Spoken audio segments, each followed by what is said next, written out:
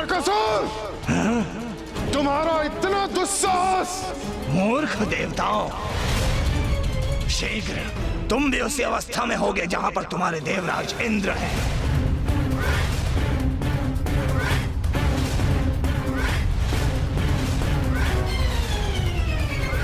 तुम सभी देवताओं एकत्रित होकर भी आ जाओ तो मुझे कोई क्षति नहीं पहुंचा सकते, किंतु मैं तुम्हें अपना बंदी अवश्य बनाऊंगा, ऐसे कारागार में जहां से तुम्हारा मुक्ति पाना असंभव है।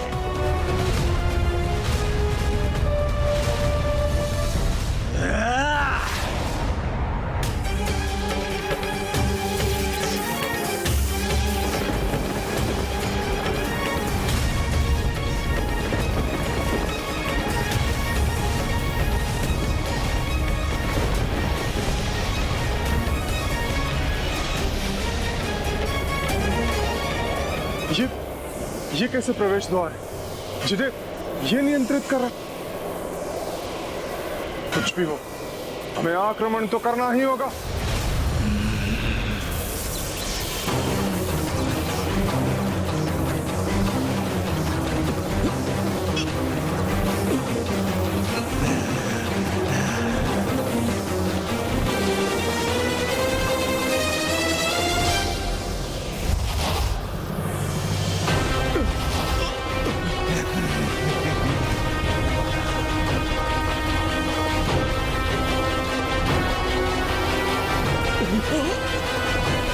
कैसे संभाले स्वयं को?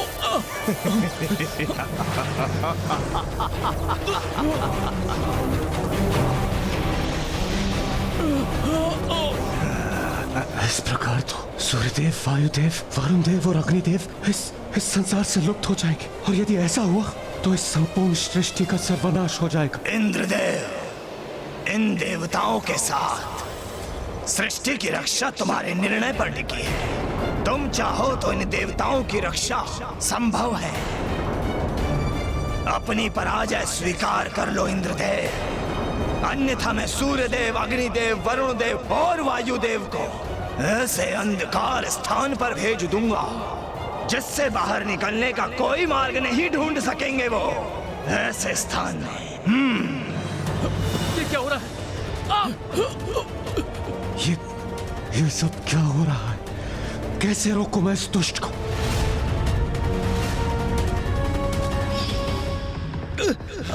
पानी नहीं है, प्रभु ये क्या हो रहा है? ये क्या हो रहा है? नष्ट हो जाएंगे, मेरी सांसें लुप्त हो रही है प्रभु। देखो इंद्रदेव, वायुदेव और वरुण देव के लुप्त होने का प्रभाव तो होने भी लगा है। धीरे धीरे सूर्यदेव भी ऐसे ही लुप्त हो जाएंगे, और यदि एक बार वो अदृश्य हुए तो सृष्टि अंधकार में डूब जाएगी, और वो तो बस आरंभ होगा। देवताओं के लुप्त होने के परिणाम स्वरूप उनके विनाश का शीघ्र ही निर्णय लेना होगा। तुम इस सृष्टि की रक्षा करोगे या ये सर्वनाश होने दोगे? बताओ। नहीं इंद्रदेव, पराजय स्वीकार मत कीजिएगा। नहीं, कदापि नहीं, कदापि नहीं दुष्ट। कदाचित इतना पर्याप्त नहीं है तुम्हारे लिए इंद्रदेव, तो उचित है मैं तुम्हें भी इस अंधकार में धकेल देता हूं। जाओ।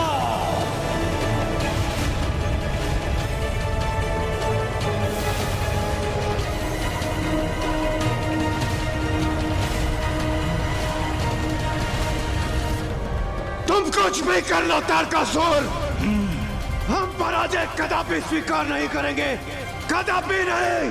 तो कदाचित मुझे कुछ ऐसा करना होगा जिसे तुम सहन ही ना कर सको।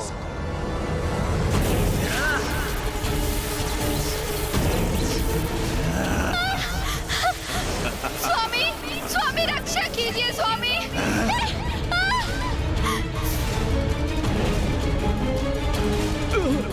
वायुदेव रक्षा कीजिए। देवी शची, देवी संज्ञा, स्वामी, स्वामी मैं तुम्हें और तुम्हारी देवियों को अवश्य ही सुरक्षित जाने देता, किंतु तुम तो हट पर ही अड़े हुए हो। तो फिर तुम्हारी पत्नियों को भी उस अंधकार में समाहित होना ही होगा ना। वायुदेव, रक्षा कीजिए। रक्षा कीजिए, रक्षा कीजिए स्वामी। स्वामी रक्षा कीजिए। स्वामी रक्षा कीजिए। तारकासुर अनुचित कर रहा है हमारे साथ। कैसे बचाव करें अब हम?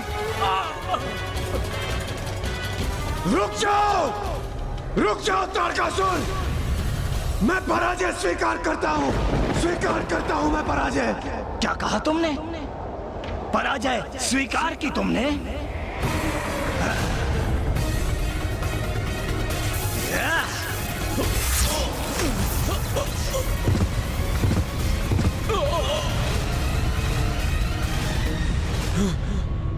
देखा इंद्रदेव, मेरी शक्ति का प्रदर्शन।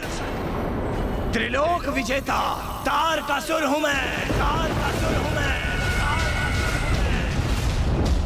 मेरी एक बात का स्मरण रखना इंद्रदेव, आज के बाद मेरी तुलना मेरे पिता से भूल कर भी मत करना।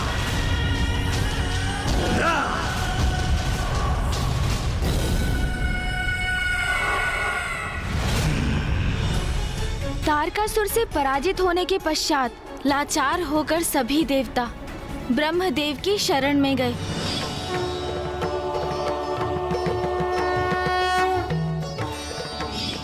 ब्रह्मदेव के पास देवताओं के प्रश्नों के कोई ना कोई उत्तर और इस संकट के निवारण का कोई ना कोई उपाय अवश्य रहा होगा, है ना गणेश जी? क्योंकि उन्होंने ही तो तारकासुर को वरदान दिया था। मात्र ईश्वर से ही सभी प्रश्नों के हल की अपेक्षा करना उचित नहीं। हमें स्वयं भी प्रयास करने चाहिए। क्योंकि महाराज, यदि ईश्वर का अपने भक्त के प्रति दायित्व है, तो क्या भक्त का उनके प्रति दायित्व नहीं? अवश्य, भक्त का भी ईश्वर के प्रति बहुत बड़ा दायित्व है।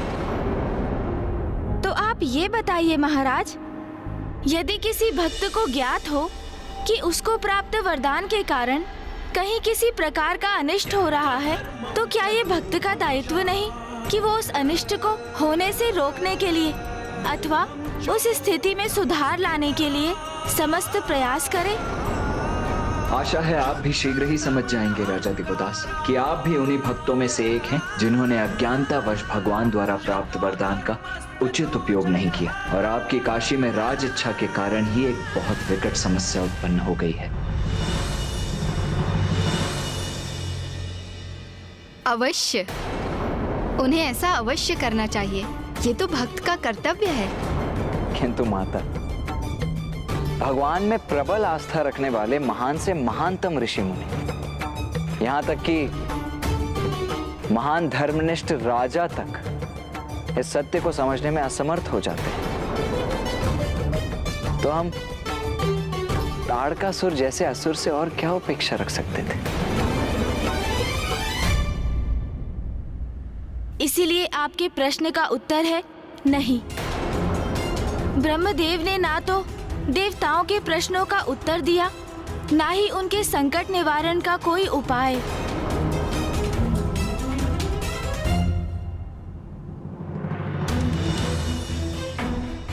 तारक का अंत मात्र महादेव और आदि शक्ति के पुत्र से ही हो सकता है, क्योंकि देवी आदि शक्ति ही महादेव में काम इच्छा जागृत करने में सक्षम है। फिर तो हमारे समक्ष कोई भी चारा नहीं, क्योंकि माता आदि शक्ति ने महादेव से देवी सती के रूप में विवाह किया था, किंतु फिर उन्होंने अपने देह का भी परित्याग कर दिया था।